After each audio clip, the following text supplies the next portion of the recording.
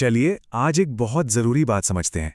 सिर्फ बिजी रहने और असल में असरदार होने के बीच का फर्क। इसे एक तरह का मिनी कोचिंग सेशन समझिए, जो किसी को भी अपने करियर में आगे बढ़ने के लिए चाहिए ही चाहिए। अच्छा, इंडिया की कॉर्पोरेट दुनिया मतलब बहुत मेहनत मांगती है। वो हफ्ते में 70 घंटे काम वाली बात तो सबने सुनी होगी, है ना? पर ये सिर्फ कोई बहस नहीं है, ये बहुत से लोगों की सच्चाई है। और बस यहीं से असली चैलेंज शुरू होता है। और यहीं पर वो सवाल आता है जो सबके दिमाग में घूमता है, क्या हम सच में प्रोडक्टिव हैं या सिर्फ बिजी हैं? एक बात हमेशा याद रखिए, दिन भर काम में लगे रहना और काम को सही ढंग से आगे बढ़ाना, इन दोनों में जमीन आसमान का फर्क है। आजकल का ये जो ये फास्ट पेस्ड कल्चर है ना, इसमें हम अक्सर फायर फाइटिंग में फंस जाते हैं। मतलब एक के बाद एक जो भी अर्जेंट काम आया उसे सुलझाने में लग गए। लगता तो है कि हम बहुत काम कर रहे हैं, पर असल में हम एक ही जगह पर भाग रहे होते हैं, आगे नहीं बढ़ते। तो सवाल ये है कि जो सक्सेसफुल लीडर्स होते हैं वो इस शोर शराबे से निपटते कैसे हैं? वो एक खास फ्रेमवर्क का इस्तेमाल करते हैं।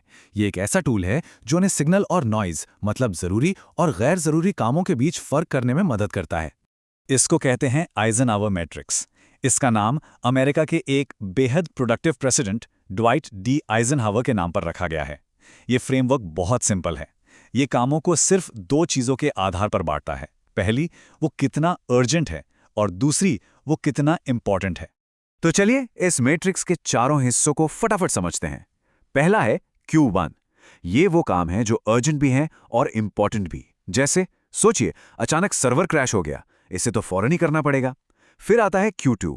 ये काम इंपॉर्टेंट तो है पर अर्जेंट नहीं, जैसे फ्यूचर की प्लानिंग करना या कोई नई स्किल सीखना। इनको क्या करना है?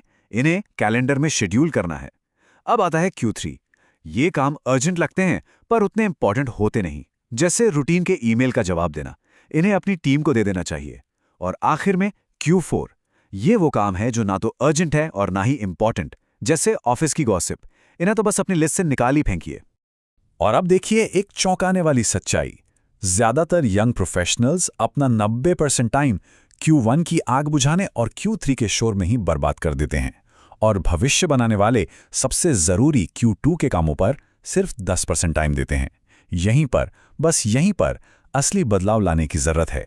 तो टॉप लीडर्स जो CEOs होते हैं वो अलग क्या करते हैं? वे सिर्फ इस मैट्रिक्स को जानते नहीं, बल्कि इसे एक खास तरीके से इस्तेमाल करते हैं। उनका जुनून, उनका पूरा फोकस सिर्फ एक क्वाड्रेंट पर होता है। वो अपने क्वाड्रेंट 2 यानी ग्रोथ वाले कामों को हर कीमत पर बचाते हैं। पता है क्यों? क्योंकि यहीं डीप वर्क होता है, सोचने का, सीखने का और कंपनी के लिए बड़ी स्ट्रैटेजी बनाने का। वो इसके लिए अपने कैलेंडर में बाकायदा थिंक टाइम ब्लॉक करते हैं, क्योंकि उन्हें पता है कि अगर उन्होंने ऐसा नहीं किया तो किसी और की अर्जेंसी उनका एक कीमती समय खा जाएगी।